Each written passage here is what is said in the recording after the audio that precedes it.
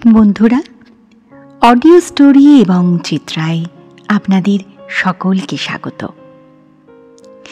আজ যে গল্পটি আপনাদের জন্য উপহার হিসাবে নিয়ে এসেছি, সেই গল্পের লেখক আমাদের সকলের প্রণম্য রবীন্দ্রনাথ ঠাকুর।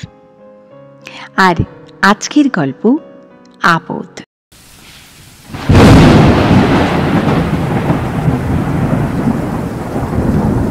সন্ধ্যার দিকে ঝড় ক্রমশ প্রবল হইতে লাগিল। বৃষ্টির ঝাপট, বজ্রের শব্দ এবং বিদ্যুতের ঝিকমিকিতে আকাশে যেন সুরাসুরের যুদ্ধ বাঁধিয়া গেল। কালো কালো মেঘগুলো মহাপ্রলয়ের জয়পতাকার মতো দিক বিদিকে উড়িতে আরম্ভ করিল। গঙ্গার এপারে ওপারে বিদ্রোহী ঢেউগুলো কল শব্দে নৃত্য জুড়িয়া দিল এবং বাগানের বড় বড় গাছগুলো সমস্ত শাখা ঝটপট করিয়া হাহুতার সহকারে দক্ষিণে বামে লুটোপুটি করিতে লাগিল। তখন চন্দননগরের বাগানবাড়িতে একটি দীপালোকিত রুদ্ধ কক্ষে খাটের সম্মুখবর্তী নিচের বিছানায় বসিয়া স্ত্রী পুরুষে কথাবার্তা চলিতেছিল। শরৎবাবু বলিতেছিলেন, আর কিছুদিন থাকিলেই তোমার শরীর সম্পূর্ণ সারিয়া উঠিবে, তখন আমরা দেশে ফিরিতে পারিব। কিরণময়ী বলিতেছিলেন, আমার শরীর সম্পূর্ণ সারিয়া উঠিয়াছে, এখন দেশে ফিরিলে কোনো ক্ষতি হইবে না। বিবাহিত ব্যক্তিমাত্রেই বুঝিতে পারিবেন, কথাটা যত সংক্ষেপে রিপোর্ট করিলাম তত সংক্ষেপে শেষ হয় নাই। বিষয়টি বিশেষ দুরূহ নয়, তথাপি বাদ প্রতিবাদ কিছুতেই মীমাংসার দিকে অগ্রসর হইতেছিল না। কর্ণহীন নৌকার মতো ক্রমাগতই ঘুর খাইয়া মরিতেছিল। অবশেষে অশ্রু তরঙ্গে ডুবি হইবার সম্ভাবনা দেখা দিল। শরৎ কহিলেন, ডাক্তার বলিতেছে আর কিছুদিন থাকিয়া গেলে ভালো হয়। কিরণ কহিলেন, তোমার ডাক্তার তো সব জানে। শরৎ কহিলেন, জানো তো, এই সময়ে দেশে নানা প্রকার ব্যামোর প্রাদুর্ভাব হয়, অতএব আর মাস দুয়েক কাটাইয়া গেলেই ভালো হয়। কিরণ কহিলেন, এখানে এখন বুঝি কোথাও কাহারও কোনো ব্যামো হয় না? পূর্ব ইতিহাসটা এই। কিরণকে তাহার ঘরের এবং পাড়ার সকলেই ভালোবাসে, এমনকি শাশুড়ি পর্যন্ত।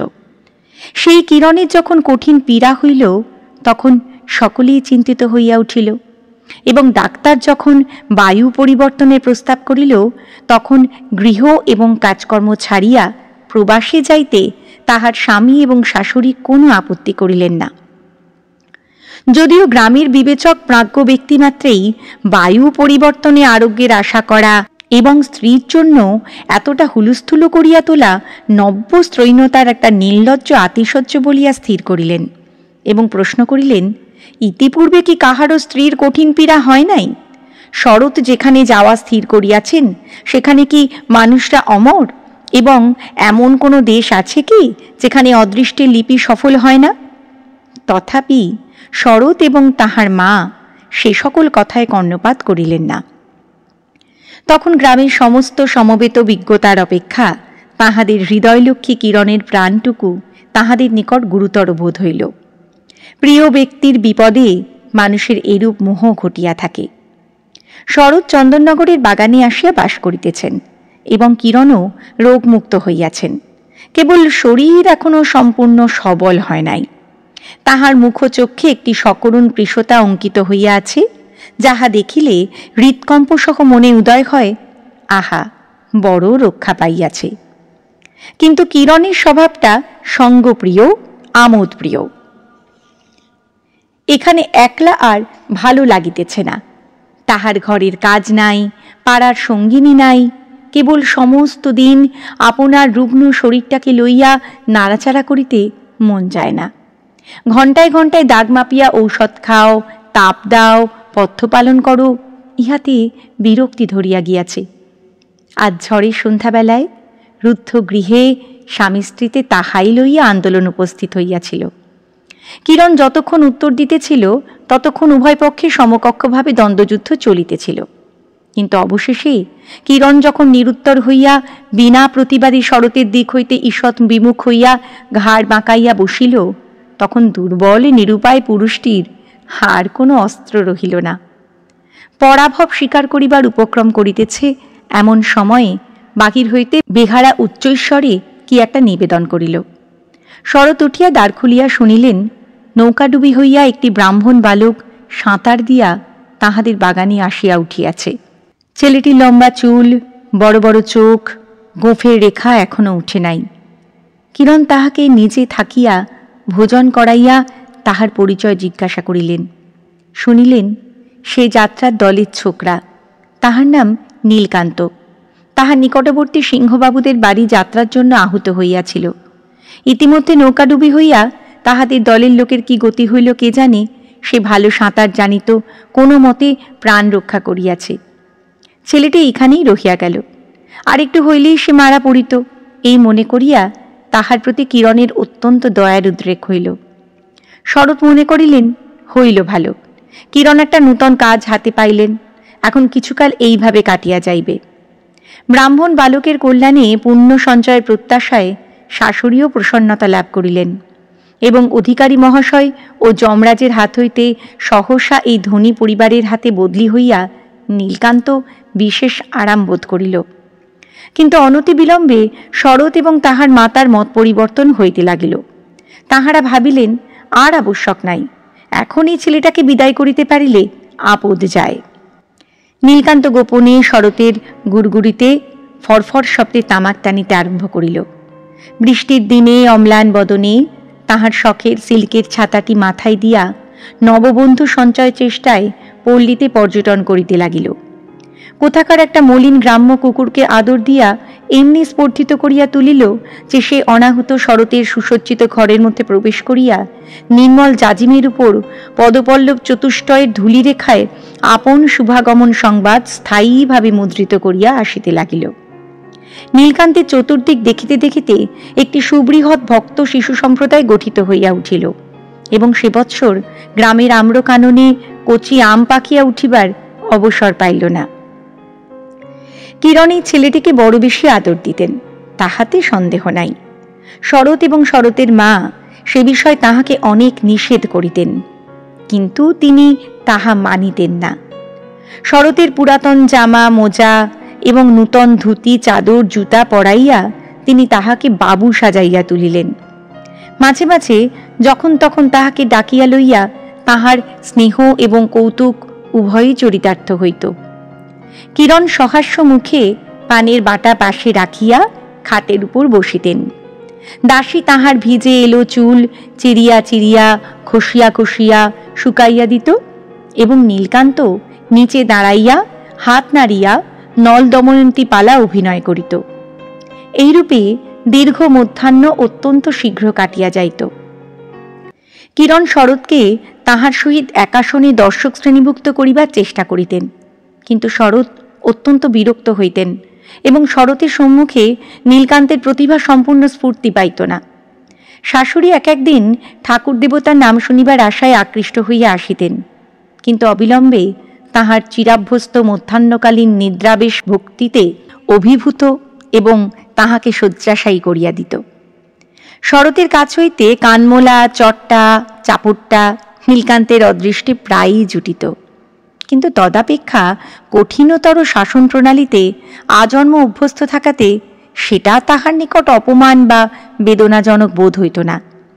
নীলকান্তের দৃঢ় ধারণা ছিল যে পৃথিবীর জল স্থল বিভাগের ন্যায় মানব জন্মটা আহার এবং প্রহারে বিভক্ত, প্রহারের অংশটাই অধিক। নীলকান্তের ঠিক কত বয়স নির্ণয় করিয়া বলা কঠিন। যদি 14-15 হয় তবে বয়সের অপেক্ষা মুখ অনেক পাকিয়াছে বলিতে হইবে। যদি 17-18 হয় তবে বয়সের অনুরূপ পাক ধরে নাই। হয় সে অকালপক্ক, নয় সে অকাল অপক্ক। আসল কথা এই যে সেই অতি অল্প বয়সেই যাত্রার দলে ঢুকিয়া রাধিকা দময়ন্তী সীতা এবং বিদ্যার সখী সাজিত। অধিকারীর আবশ্যক মতো বিধাতার বরে খানিক দূর পর্যন্ত বাড়িয়া তাহার বার থামিয়া গেল। তাহাকে সকলে ছোটই দেখিত, আপনাকে সে ছোটই জ্ঞান করিত। বয়সের উপযুক্ত সম্মান সে কাহারও কাছে পাইত না। এই সকল স্বাভাবিক এবং অস্বাভাবিক কারণ প্রভাবে 17 বৎসর বয়সের সময় তাহাকে অনতিপক্ক 17 অপেক্ষা অতি পরিপক্ক 14 মতো দেখাইত। গোঁফের রেখা না ওঠাতে এই ভ্রম আরও দৃঢ়মূল হইয়াছিল। তামাকের ধোঁয়া লাগিয়াই হোক বা বয়সানুচিত ভাষা প্রয়োগ বশতই হোক, নীলকান্তের ঠোঁটের কাজটা কিছু বেশি পাকা বোধ হইত। কিন্তু তাহার বৃহৎ তারাবিশিষ্ট 2টি চক্ষুর মধ্যে একটা সারল্য এবং তারুণ্য ছিল। অনুমান করি নীলকান্তের ভিতরটা স্বভাবত কাঁচা, কিন্তু যাত্রার দলের তা লাগিয়া উপরিভাগে পক্কতার লক্ষণ দেখা দিয়েছে। শরৎবাবুর আশ্রয়ে চন্দননগরের বাগানে বাস করিতে করিতে নীলকান্তের উপর স্বভাবের নিয়ম অব্যাহতভাবে আপন কাজ করিতে লাগিল। সে এতদিন বয়ঃসন্ধিস্থলে অস্বাভাবিকভাবে দীর্ঘকাল থামিয়াছিল, এখানে আসিয়া সেটা কখন একসময় নিঃশব্দে পার হইয়া গেল। তাহার 17-18 বৎসরের বয়ক্রম বেশ সম্পূর্ণভাবে পরিণত হইয়া উঠিল। তাহার সে পরিবর্তন বাহির হইতে কাহারও চোখে পড়িল না, কিন্তু তাহার প্রথম লক্ষণ এই, যখন কিরণ নীলকান্তের প্রতি বালকযোগ্য ব্যবহার করিতেন সে মনে মনে লজ্জিত এবং ব্যথিত হইত। একদিন আমোদপ্রিয় কিরণ তাহাকে স্ত্রী বেশে সখী সাজাইবার কথা বলিয়াছিলেন। সে কথাটা অকস্মাৎ তাহার বড়ই কষ্টদায়ক লাগিল, অথচ তাহার উপযুক্ত কারণ খুঁজিয়া পাইল না। আজকাল তাহাকে যাত্রার অনুকরণ করিতে ডাকিলেই সে অদৃশ্য হইয়া যাইত। সে যে একটা লক্ষ্মী ছাড়া যাত্রা দলের ছোকরার অপেক্ষা অধিক কিছু নয়, এ কথা কিছুতেই তাহার মনে লইত না। এমনকি সে বাড়ির সরকারের নিকট কিছু কিছু করিয়া লেখাপড়া শিখিবার সংকল্প করিল, কিন্তু বউ ঠাকুরুনের স্নেহভাজন বলিয়া নীলকান্তকে সরকার 2 চক্ষে দেখিতে পারিত না, এবং মনের একাগ্রতা রক্ষা করিয়া পড়াশুনো কোনো কালে অভ্যাস না থাকাতে অক্ষরগুলো তাহার চোখের সামনে দিয়া ভাসিয়া যাইত। গঙ্গার ধারে চাঁপা তলায় গাছের গুঁড়িতে ঠেসান দিয়া কোলের উপর বই খুলিয়া সে দীর্ঘকাল বসিয়া থাকিত। জল ছলছল করিত, নৌকা ভাসিয়া যাইত, শাখার উপর চঞ্চল অন্যমনস্ক পাখি কিচমিচ শব্দে স্বগত উক্তি প্রকাশ করিত। নীলকান্ত বইয়ের পাতায় চক্ষু রাখিয়া কি ভাবিত সেই জানে, অথবা সেও জানে না। একটা কথা হইতে কিছুতেই আর একটা কথায় গিয়া পৌঁছাতে পারিত না, অথচ বই পড়িতেছি মনে করিয়া তাহার ভারী একটা আত্মগৌরব উপস্থিত হইত। সামনে দিয়া যখন একটা নৌকা যাইত, তখন সে আরো অধিক আড়ম্বরের সহিত বইখানা তুলিয়া বিড়বিড় করিয়া পড়ার ভান করিত। দর্শক চলিয়া গেলে সে আর পড়ার উৎসাহ রক্ষা করিতে পারিত না। পূর্বে সে অভ্যস্ত গানগুলো যন্ত্রের মতো যথানিয়মে গাইয়া যাইত। এখন সেই গানের সুরগুলো তাহার মনে এক অপূর্ব চাঞ্চল্য সঞ্চার করে। গানের কথা অতি যৎসামান্য, তুচ্ছ অনুপ্রাসে পরিপূর্ণ। তাহার অর্থও নীলকান্তের নিকট সম্যক বোধগম্য নহে, কিন্তু যখন সে গাহিত, ওরে রাজহংস জন্মে দ্বিজ বংশে, এমন নৃশংস কেন হলি রে, বল কি জন্যে এ অরণ্যে, রাজকন্যের প্রাণ সংশয় করলি রে, তখন সে যেন সহসা লোকান্তরে জন্মান্তরে উপনীত হইত। তখন চারিদিকের অভ্যস্ত জগৎটা এবং তাহার তুচ্ছ জীবনটা গানে তর্জমা হইয়া একটা নূতন চেহারা ধারণ করিত। রাজহংস এবং রাজকন্যার কথা হইতে তাহার মনে এক অপরূপ ছবির আভাস জাগিয়া উঠিত। সে আপনাকে কি মনে করিত স্পষ্ট করিয়া বলা যায় না, কিন্তু যাত্রার দলের পিতৃমাতৃহীন ছোকরা বলিয়া ভুলিয়া যাইত।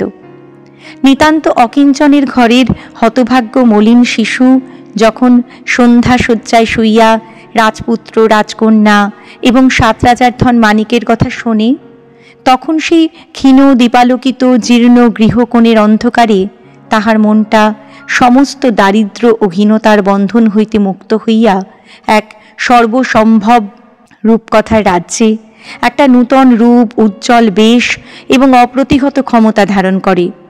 সেইরূপ গানের সুরের মধ্যে এই যাত্রার দলের ছেলেটি আপনাকে এবং আপনার জগৎটাকে একটি নবীন আকারে সৃজন করিয়া তুলিত। জলের ধ্বনি, পাতার শব্দ, পাখির ডাক এবং যে লক্ষ্মী এই লক্ষ্মী ছাড়াকে আশ্রয় দিয়াছেন, তাহার সহাস্য স্নেহ মুখচ্ছবি, তাহার কল্যাণমণ্ডিত বলয় বেষ্টিত বাহু দুইখানি, এবং দুর্লভ সুন্দর পুষ্পদল কোমল রক্তিম চরণ যুগল কি এক মায়ামন্ত্র বলে রোগিণীর মধ্যে রূপান্তরিত হইয়া যাইত। আবার এক সময় এই গীতমরীচিকা কোথায় অপসারিত হইত। যাত্রার দলে নীলকান্ত ঝাঁকড়া চুল লইয়া প্রকাশ পাইত। আমবাগানের অধ্যক্ষ প্রতিবেশীর অভিযোগক্রমে শরৎ আসিয়া তাহার গালে ঠাস ঠাস করিয়া চর কষাইয়া দিতেন এবং বালক ভক্তমণ্ডলীর অধিনায়ক হইয়া নীলকান্ত জলে স্থলে এবং তরু শাখাগ্রে নব নব উপদ্রব সৃজন করিতে বাহির হইত। ইতিমধ্যে শরতের ভাই সতীশ কলিকাতা কলেজের ছুটিতে বাগানে আসিয়া আশ্রয় লইল। কিরণ ভারী খুশি হইলেন। তাহার হাতে আরেকটি কাজ জুটিল। উপবেশনে আহারে আচ্ছাদনে সমবয়স্ক ঠাকুরপোর প্রতি পরিহাস পাশ বিস্তার করিতে লাগিলেন। কখনো হাতে সিঁদুর মাখিয়া তাহার চোখ টিপিয়া ধরেন, কখনো তাহার জামার পিঠে বাঁদর লিখিয়া রাখেন, কখনো ঝনাত করিয়া বাহির হইতে দ্বার রুদ্ধ করিয়া সুললিত উচ্চহাস্যে পলায়ন করেন। সতীশও ছাড়িবার পাত্র নহে। সে তাহার চাবি চুরি করিয়া, তাহার পানের মধ্যে লঙ্কা পুড়িয়া, অলক্ষিতে খাটের খুঁড়ার সহিত তাহার আঁচল বাঁধি প্রতিশোধ তুলিতে থাকে। এইরূপে উভয়ে সমস্ত দিন তর্জন ধাবন হাস্য, এমনকি মাঝে মাঝে কলহ ক্রন্দন সাধাসাধি এবং পুনরায় শান্তি স্থাপন চলিতে লাগিল। নীলকান্তকে কি ভূতে পাইল কে জানে। সে কি উপলক্ষ করিয়া কাহার সহিত বিবাদ করিবে ভাবিয়া পায় না, অথচ তাহার মন তীব্র তিক্ত রসে পরিপূর্ণ হইয়া গেল। সে তাহার ভক্ত বালকগুলিকে অন্যায় রূপে কাঁদাইতে লাগিল। তাহার সেই পোষা দিশি কুকুরটাকে অকারণে লাথি মারিয়া কেই কেই শব্দে নভমণ্ডল ধ্বনিত করিয়া তুলিল। এমনকি পথে ভ্রমণের সময় সবেকে ছড়ি মারিয়া আগাছাগুলোর শাখাচ্ছেদন করিতে লাগিল। যাহারা ভালো খাইতে পারে তাহাদিগকে সম্মুখে বসিয়া খাওয়াইতে কিরণ অত্যন্ত ভালোবাসেন। ভালো খাইবার ক্ষমতা নীলকান্তের ছিল। সুখাদ্য দ্রব্য পুনঃ পুনঃ খাইবার অনুরোধ তাহার নিকট কদাচ ব্যর্থ হইত না। এই জন্য কিরণ প্রায় তাহাকে ডাকিয়া লইয়া নিজে থাকিয়া খাওয়াইতেন এবং এই ব্রাহ্মণ বালকের তৃপ্তিপূর্বক আহার দেখিয়া তিনি বিশেষ সুখ অনুভব করিতেন। সতীশ আসার পরে অনবসরবশত নীলকান্তের আহার স্থলে প্রায় মাঝে মাঝে কিরণকে অনুপস্থিত থাকিতে হইত। পূর্বে এরূপ ঘটনায় তাহার ভোজনের কিছুমাত্র ব্যাঘাত হইত না।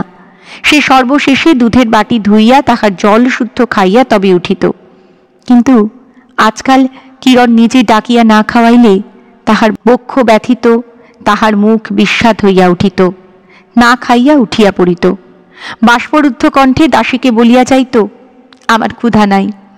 মনে করিত কিরণ সংবাদ পাইয়া এখনই অনুতপ্ত চিত্তে তাহাকে ডাকিয়া পাঠাইবেন এবং খাইবার জন্য বারংবার অনুরোধ করিবেন। সে তথাপি কিছুতেই সে অনুরোধ পালন করিবে না, বলিবে আমার ক্ষুধা নাই। কিন্তু কিরণকে কেহ সংবাদও দেয় না। কিরণ তাহাকে ডাকিয়াও পাঠান না।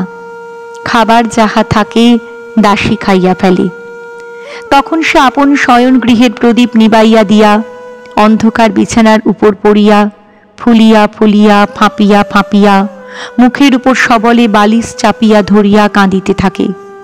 কিন্তু কি তাহার নালিশ, কাহার উপরে তাহার দাবি, কে তাহাকে সান্ত্বনা করিতে আসিবে? যখন কেহই আসে না, তখন স্নেহময়ী বিশ্বধাত্রী নিদ্রা আসিয়া ধীরে ধীরে কোমল করস্পর্শে এই মাতৃহীন ব্যথিত বালকের অভিমান শান্ত করিয়া দেন। নীলকান্তের দৃঢ় ধারণা হইল সতীশ কিরণের কাছে তাহার নামে সর্বদাই লাগায়। যেদিন কিরণ কোনো কারণে গম্ভীর হইয়া থাকিতেন, সেদিন নীলকান্ত মনে করিত সতীশের চক্রান্তে কিরণ তাহারই উপর রাগ করিয়াছেন। এখন হইতে নীলকান্ত এক মনে তীব্র আকাঙ্ক্ষার সঙ্গে সর্বদাই দেবতার নিকট প্রার্থনা করে, আর জন্মে আমি যেন সতীশ হই এবং সতীশ যেন আমি হয়। সে জানিত ব্রাহ্মণের একান্ত মনের অভিশাপ কখনো নিষ্ফল হয় না। এই জন্য সে মনে মনে সতীশকে ব্রহ্মতেজে দগ্ধ করিতে গিয়া নিজেই দগ্ধ হইতে থাকিত এবং উপরের তলা হইতে সতীশ ও তাহার বউ ঠাকুরানীর উচ্ছ্বসিত উচ্চ হাস্য মিশ্রিত পরিহাস কলরব শুনিতে পাইত। নীলকান্ত স্পষ্টত সতীশের কোনরূপ শত্রুতা করিতে সাহস করিত না, কিন্তু সুযোগ মতো তাহার ছোটখাটো অসুবিধা ঘটাইয়া প্রীতি লাভ করিত। ঘাটের সোপানে সাবান রাখিয়া সতীশ যখন গঙ্গায় নামিয়া ডুব দিতে আরম্ভ করিত, তখন নীলকান্ত ফস করিয়া আসিয়া সাবান চুরি করিয়া লইত। সতীশ যথাকালে সাবানের সন্ধানে আসিয়া দেখিত সাবান নাই। একদিন নাহিতে নাহিতে হঠাৎ দেখিল তাহার বিশেষ শখের চিকনের কাজ করা জামাটি গঙ্গার জলে ভাসিয়া যাইতেছে। ভাবিল হাওয়ায় উড়িয়া গেছে, কিন্তু হাওয়াটা কোন দিক হইতে আসিল তাহা কেহ জানে না। একদিন সতীশকে আমোদ দিবার জন্য কিরণ নীলকান্তকে ডাকিয়া তাহাকে যাত্রার গান গাহিতে বলিলেন। নীলকান্ত নিরুত্তর হইয়া রহিল। কিরণ বিস্মিত হইয়া জিজ্ঞাসা করিলেন, তোর আবার কি হল রে? নীলকান্ত তাহার জবাব দিল না। কিরণ পুনশ্চ বলিলেন, সেই গানটা গা না। সে আমি ভুলে গেছি বলিয়া নীলকান্ত চলিয়া গেল। অবশেষে কিরণের দেশে ফিরিবার সময় হইল। সকলেই প্রস্তুত হইতে লাগিল, সতীশও সঙ্গে যাইবে। কিন্তু নীলকান্তকে কেহ কোনো কথাই বলে না। সে সঙ্গে যাইবে কি থাকিবে সে প্রশ্নমাত্র কাহারও মনে উদয় হয় না। কিরণ নীলকান্তকে সঙ্গে লইবার প্রস্তাব করিলেন। তাহাতে শাশুড়ি, স্বামী এবং দেবর সকলেই এক বাক্যে আপত্তি করিয়া উঠিলেন। কিরণ তাহার সংকল্প ত্যাগ করিলেন। অবশেষে যাত্রার 2 দিন আগে ব্রাহ্মণ বালককে ডাকিয়া কিরণ তাহাকে স্নেহবাক্যে স্বদেশে যাইতে উপদেশ করিলেন। সে উপরি উপরি কয়দিন অবহেলার পর মিষ্টবাক্য শুনিতে পাইয়া আর থাকিতে পারিল না, একেবারে কাঁদিয়া উঠিল। কিরণের চোখ ছলছল করিয়া উঠিল। যাহাকে চিরকাল কাছে রাখা যাইবে না তাহাকে কিছুদিন আদর দিয়া তাহার মায়া বসিতে দেওয়া ভালো হয় নাই বলিয়া কিরণের মনে বড় অনুতাপ উপস্থিত হইল। সতীশ কাছে উপস্থিত ছিল। সে অত বড় ছেলের কান্না দেখিয়া ভারী বিরক্ত হইয়া বলিয়া উঠিল, আরে মোলো, কথা নাই বার্তা নাই, একেবারে কাঁদিয়াই অস্থির। কিরণ এই কঠোর উক্তির জন্য সতীশকে ভৎসনা করিলেন। সতীশ কহিল, তুমি বোঝো না বৌদিদি, তুমি সকলকেই বড় বেশি বিশ্বাস করো। কোথাকার কে তার ঠিক নাই, এখানে আসিয়া দিব্য রাজার হালে আছে। আবার পুনর্মসিক হইবার আশঙ্কায় আজ মায়া কান্না জুড়িয়াছে। ও বেশ জানে যে 2 ফোঁটা চোখের জল ফেলিলেই তুমি গলিয়া যাইবে। নীলকান্ত তাড়াতাড়ি চলিয়া গেল।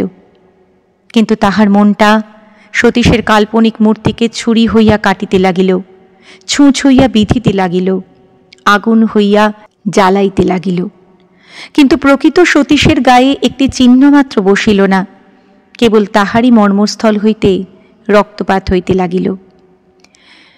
কলিকাতা হইতে সতীশ একটি শৌখিন দোয়াতদান কিনিয়া আনিয়াছিল। তাহাতে 2 পাশে 2 ঝিনুকের নৌকার উপর দোয়াত বসানো এবং মাঝে একটা জার্মান রৌপ্যের হাঁস উন্মুক্ত চঞ্চুপুটে কলম লইয়া পাখা মিলিয়া বসিয়া আছে। সেটির প্রতি সতীশের অত্যন্ত যত্ন ছিল। প্রায় সে মাঝে মাঝে সিল্কের রুমাল দিয়া অতি সযত্নে সেটি ঝাড়পোছ করিত।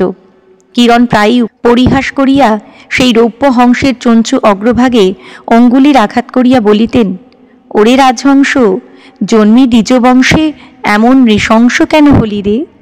এবং ইহাই উপলক্ষ করিয়া দেবরে তাহাতে হাস্য কৌতুকের বাগযুদ্ধ চলিত। স্বদেশ যাত্রার আগের দিন সকালবেলায় সে জিনিসটা খুঁজিয়া পাওয়া গেল না। কিরণ হাসিয়া কহিলেন, ঠাকুরপো, তোমার রাজহংস তোমার দময়ন্তীর অন্বেষণে উড়িয়াছে। কিন্তু সতীশ অগ্নিশর্মা হইয়া উঠিল। নীলকান্তই যে সেটা চুরি করিয়াছে সে বিষয়ে তাহার সন্দেহ মাত্র রহিল না। গতকল্য সন্ধ্যার সময় তাহাকে সতীশের ঘরের কাছে ঘুরঘুর করিতে দেখিয়াছে, এমন সাক্ষীও পাওয়া গেল। সতীশের সম্মুখে অপরাধী আনিত হইল। সেখানে কিরণও উপস্থিত ছিলেন। সতীশ একেবারেই তাহাকে বলিয়া উঠিলেন, তুই আমার দোয়াত চুরি করে কোথায় রেখেছিস, এনে দে। নীলকান্ত নানা অপরাধে এবং বিনা অপরাধেও শরতের কাছে অনেক মার খাইয়াছে এবং বরাবর প্রফুল্ল চিত্তে তাহা বহন করিয়াছে। কিন্তু কিরণের সম্মুখে যখন তাহার নামে দোয়াত চুরির অপবাদ আসিল, তখন তাহার বড় বড় 2 চোখ আগুনের মতো জ্বলিতে লাগিল। তাহার বুকের কাছটা ফুলিয়া কণ্ঠের কাছে ঠেলিয়া উঠিল। সতীশ আর একটা কথা বলিলেই সে তাহার 2 হাতের 10 নখ লইয়া ক্রুদ্ধ বিড়াল শাবকের মতো সতীশের উপর গিয়া পড়িত। তখন কিরণ তাহাকে পাশের ঘরে ডাকিয়া লইয়া মৃদু মিষ্ট স্বরে বলিলেন, নীলু, যদি সেই দোয়াতটা নিয়ে থাকিস আমাকে আস্তে আস্তে দিয়ে যা, তোকে কেউ কিছু বলবে না। নীলকান্তের চোখ ফাটিয়া টস টস করিয়া জল পড়িতে লাগিল। অবশেষে সে মুখ ঢাকিয়া কাঁদিতে লাগিল। কিরণ বাহিরে আসিয়া বলিলেন, নীলকান্ত কখনোই চুরি করেনি। শরৎ এবং সতীশ উভয়ই বলিতে লাগিলেন, নিশ্চয় নীলকান্ত ছাড়া আর কেহই চুরি করেনি। কিরণ সবলে বলিলেন, কখনোই না। শরৎ নীলকান্তকে ডাকিয়া সওয়াল করিতে ইচ্ছা করিলেন। কিরণ বলিলেন, না, উহাকে এই চুরি সম্বন্ধে কোনো কথা জিজ্ঞাসা করিতে পারিবে না। সতীশ কহিলেন, উহার ঘর এবং বাক্স খুঁজিয়া দেখা উচিত। কিরণ বলিলেন, তাহা যদি করো, তাহা হইলে তোমার সঙ্গে আমার জন্মশোধ আরি হইবে। নির্দোষীর প্রতি কোনরূপ সন্দেহ প্রকাশ করিতে পাইবে না। বলিতে বলিতে তাহার চোখের পাতা 2 ফোঁটা জলে ভিজিয়া উঠিল। তাহার পর সেই দুটি করুণ চক্ষুর অশ্রু জলের দোহাই মানিয়া নীলকান্তের প্রতি আর কোনরূপ হস্তক্ষেপ করা হইল না। নিরীহ আশ্রিত বালকের প্রতি এইরূপ অত্যাচারে কিরণের মনে অত্যন্ত দয়ার সঞ্চার হইল। তিনি ভালো 2 জোড়া ফরাসডাঙ্গার ধুতি চাদর, 2টি জামা, 1 জোড়া নূতন জুতা এবং 1খানি 10 টাকার নোট লইয়া সন্ধ্যাবেলায় নীলকান্তের ঘরের মধ্যে প্রবেশ করিলেন। তাহার ইচ্ছা ছিল নীলকান্তকে না বলিয়া সেই স্নেহ উপহারগুলি আস্তে আস্তে তাহার বাক্সর মধ্যে রাখিয়া আসিবেন। টিনের বাক্সটিও তাহার দত্ত। আঁচল হইতে চাবির গোছা লইয়া নিঃশব্দে সেই বাক্স খুলিলেন, কিন্তু তাহার উপহারগুলি ধরাইতে পারিলেন না। বাক্সর মধ্যে লাটাই, কঞ্চি, কাঁচা আম কাটিবার জন্য খসা ঝিনুক, ভাঙা গ্লাসের তলা প্রভৃতি নানা জাতীয় পদার্থ স্তূপাকারে রক্ষিত। কিরণ ভাবিলেন, বাক্সটি ভালো করিয়া গুছাইয়া তাহার মধ্যে সকল জিনিস ধরাইতে পারিবেন। সেই উদ্দেশ্যে বাক্সটি খালি করিতে লাগিলেন। প্রথমে লাঠিম, ছুরি প্রভৃতি বাহির হইতে লাগিল। তাহার পরে খান কয়েক ময়লা এবং কাঁচা কাপড় বাহির হইল। তাহার পরে সকলের নিচে হঠাৎ সতীশের সেই বহু যত্নের রাজহংস শোভিত দুয়াত দানটি বাহির হইয়া আসিল। কিরণ আশ্চর্য হইয়া আরক্তি মুখে অনেকক্ষণ সেটি হাতে করিয়া লইয়া ভাবিতে লাগিলেন। ইতিমধ্যে কখন নীলকান্ত পশ্চাৎ হইতে ঘরে প্রবেশ করিল তিনি তাহা জানিতেও পারিলেন না। নীলকান্ত সমস্তই দেখিল, মনে করিল কিরণ স্বয়ং চোরের মতো তাহার চুরি ধরিতে আসিয়াছেন এবং তাহার চুরিও ধরা পড়িয়াছে। সে যে কেবল সামান্য চোরের মতো লোভে পড়িয়া চুরি করে নাই, সে যে কেবল প্রতিহিংসা সাধনের জন্য এ কাজ করিয়াছে, সে যে ওই জিনিসটা গঙ্গার জলে ফেলিয়া দিবে বলিয়াই ঠিক করিয়াছিল। কেবল 1 মুহূর্তের দুর্বলতা বশত ফেলিয়া না দিয়া নিজের বাক্সের মধ্যে পুরিয়াছে। এ সকল কথা সে কেমন করিয়া বুঝাইবে? সে চোর নয়, সে চোর নয়, তবে সে কি? কেমন করিয়া বলিবে সে কি? সে চুরি করিয়াছে, কিন্তু সে চোর নহে। কিরণ যে তাহাকে চোর বলিয়া সন্দেহ করিয়াছেন, এই নিষ্ঠুর অন্যায় সে কিছুতেই বুঝাইতেও পারিবে না, বহন করিতেও পারিবে না। কিরণ একটি দীর্ঘ নিঃশ্বাস ফেলিয়া সেই দোয়াতদানটা বাক্সের ভিতরে রাখিলেন। চোরের মতো তাহার উপরে ময়লা কাপড় চাপা দিলেন।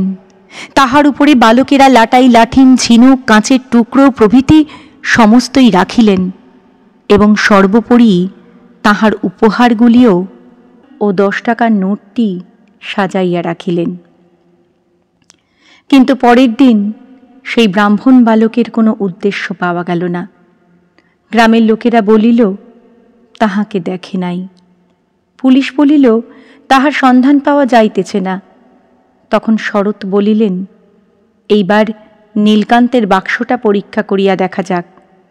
কিরণ জেদ করিয়া বলিলেন, সে কিছুতেই হইবে না বলিয়া বাক্সটি আপন ঘরে আনাইয়া দুয়ারটি বাহির করিয়া গোপনে গঙ্গার জলে ফেলিয়া আসিলেন। শরৎ সপরিবারে দেশে চলিয়া গেলেন। বাগান একদিনে শূন্য হইয়া গেল। কেবল নীলকান্তের সেই পোষা গ্রাম্য কুকুরটা আহার ত্যাগ করিয়া নদীর ধারে ঘুরিয়া ঘুরিয়া খুঁচিয়া খুঁচিয়া কাঁদিয়া কাঁদিয়া বেড়াইতে লাগিল।